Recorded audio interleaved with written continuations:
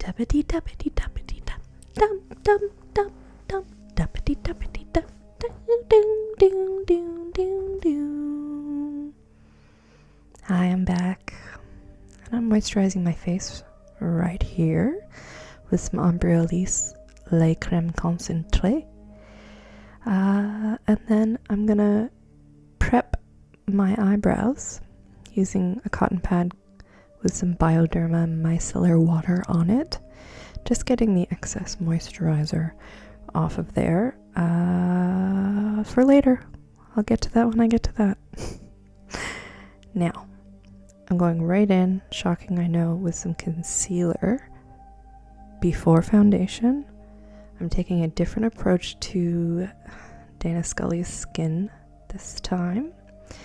So under the eyes, a little bit on the chin, around the nose and forehead, just to cancel out any dark circles and excess redness in those areas. And the concealer that I'm blending out here is, oh my goodness, what's it called? Revolution, Makeup Revolution Conceal and Define Concealer. I got it in the Czech Republic because it's not readily available in Canada, I do believe. Maybe Revolution products are just starting to become available, but they weren't at the time of filming. This is a very nice concealer. It's good coverage, but it's not drying like some concealers. And so yeah, I'm blending that out with my Real Techniques brush here. And then everywhere I've put the concealer, I'm putting a light dusting of translucent powder just to set it and forget it.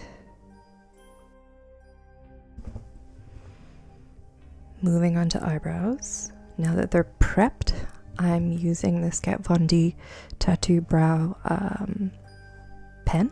Yeah, brow pen. And drawing on basically the second half of my brows that I don't have. And this is why I prepped the eyebrows to take away the moisture, because I find that the less slippery stuff you've got on your skin, these brow pens work a lot better. They can look like absolutely nothing on the skin if it's not dry enough. That's why people like Katie Jane Hughes, who uses the Ardell Stroke-A-Brow for their brows, she'll even not even put her skincare on before doing her eyebrows with these types of pens. So going to the front of the brow to draw in some fake hairs, as Jillian's are a little bit closer together than mine are, so trying to match everything up. I'm now taking this Loreal brow gel and just quickly going over to make the color more cohesive in my brows. This is also not available in Canada. Ooh, haha. But I had someone grab it for me from the UK. Okay, brows on. Let's move on. Taking an old favorite MAC Studio Fix powder foundation in the shade NW15. Now this is a high coverage powder foundation. However, if you apply it thusly with a large brush instead of the sponge that the makeup comes with, it gives a much more sheer application. So this, as I alluded to, is my new strategy for my Dana Scully more natural looking foundation. Still matte, but not a ton of coverage, just evening things out. Okay, so nose contour. I talked a bit about this in the last video about how I don't want to make it like a huge contoured look, but here we go again. The approach is different though this time. I'm focusing really on the corners of my eyes there, and trying to make it more subtle. So going in with this brush and blending it till the contour shade is almost completely disappeared. and pretending there's kind of like an inverted triangle as I'm demonstrating there, and following those lines with my cream contour, and then blending it out as far as I can before then setting it and defining it further with some powder contour. So once that's almost completely blended out, I'm then gonna see right there with that darker powder, really carve out that definition at the top of the nose. My last video I really focused, or it really looked like I was focusing on just the lines all the way down the side of the nose, but I think this will be more subtle. So just like I did at the top of the nose, I'll do at the bottom of the nose, and set and define further with some powder, but really, really lightly. Now there's a lot of similarities to the first Scully video I did.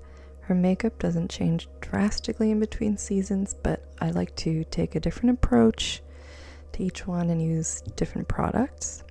The different approach here, again, I'm just highlighting the center of the nose a little bit using the powder foundation, rather than like in my first video using a liquid cream concealer and then setting it with powder and then like many layers of contouring. That's not happening.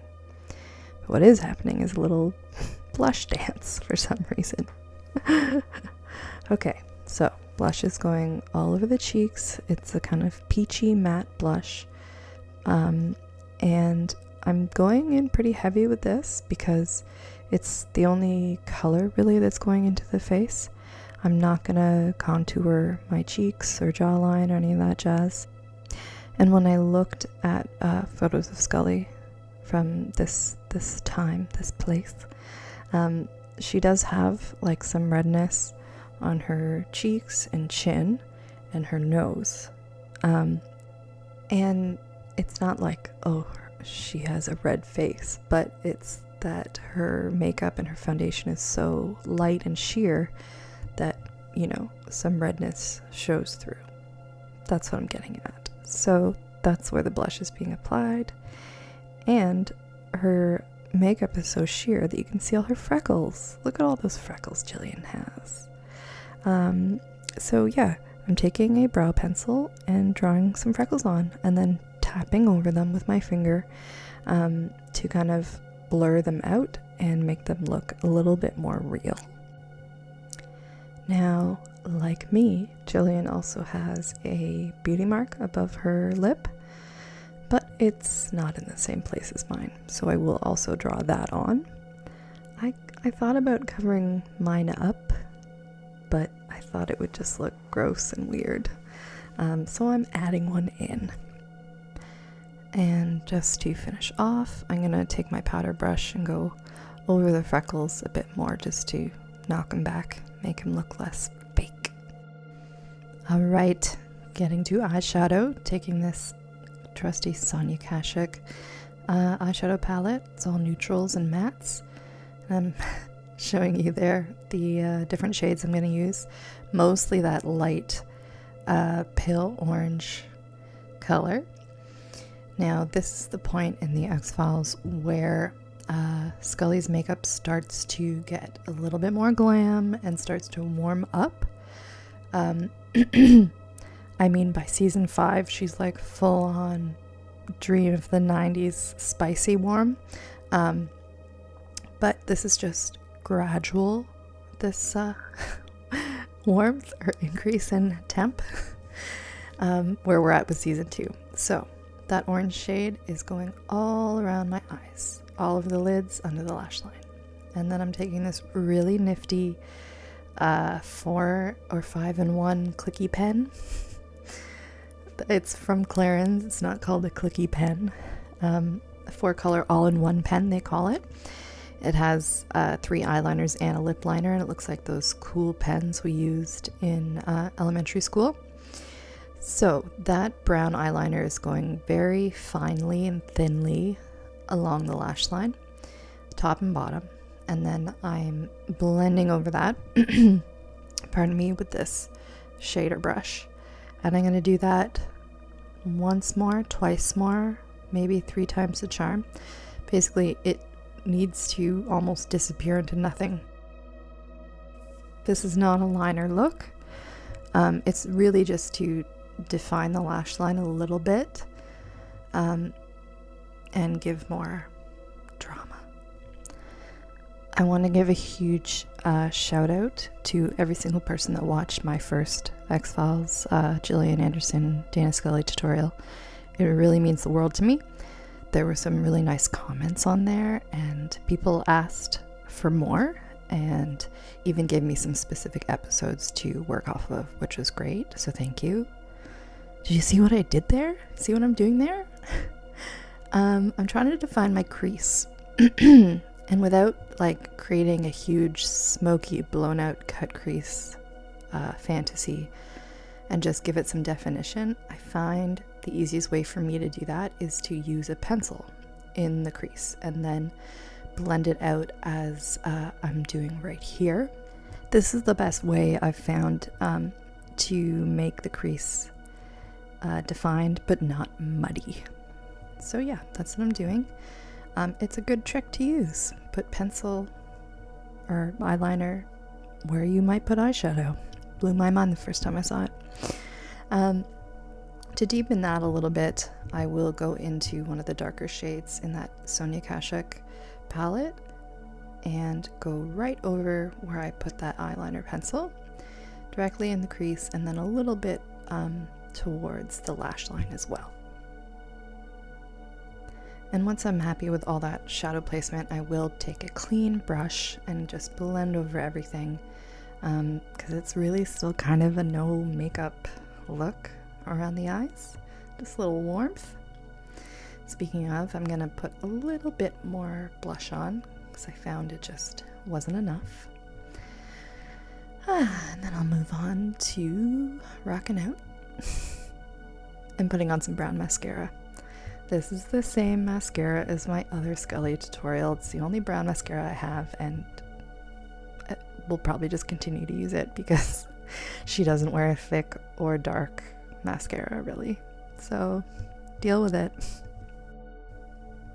So I got asked to focus on her look from the episode from the second season, near the latter part of the season. I think it's called Die Hand die Verletzt. So these are the images I was working off of, and these are the images that I showed my hairdresser when I chopped all my hair off just for this video. That's right, I had quite long hair before this day, and I went and chopped it all off just for you, Tube. Yeah, see the dedication? Okay, I'm putting on lipstick. And this is a Revlon lipstick from their Super Lustrous collection. It's called Bare Affair. It's fairly new. I got turned onto it by Katie Jane Hughes. Wow, that's the second time I've mentioned her in this video. Check her out, Katie Jane Hughes. Amazing makeup artist. So I put that lipstick all over. And I'm blotting it really super well. I always forget how effective it is to blot your lipstick. There's a reason women have been doing it for centuries. Now, to complicate matters, I'm putting a second shade of lipstick over that one, just around the corners of the mouth, mostly, to define them a little bit more and darken or deepen them up. It's basically the same shade, just a little bit deeper. This is Fenty Beauty, and the shade is called Single. So putting that on, blotting again, so it's like really worn into my lips. And then taking a Q-tip just around the edges to kind of blur the lines some more. And that's it. That's the end of the makeup. Wow, yeah. I'm rocking out there. And taking my hair down. This is fresh from the Salon blowout. I've got my thrift store blazer, and I'm throwing on a camel colored coat to match what she's wearing. And throwing my FBI badge on. And that's the completed look. Thanks again for watching. And I just want to mention Katester7 and Plant Girl on YouTube for leaving some nice comments. And on Instagram, Ballo and Mascara. A lovely lady contacted me or tagged me and mentioned she liked that first Scully video. So thank you. And I said before that I think this episode is called Die Handy Verletzt, but I am certain that that's what it's called. It's season 2, episode 14. It's a great one. It's about a high school where the teachers worship Satan, and a possessed substitute teacher starts killing people. It's iconic. Toads fall from the sky. What more could you want? More Dana Scully tutorials will be coming soon. Comment down below what you'd like to see. Thanks for watching.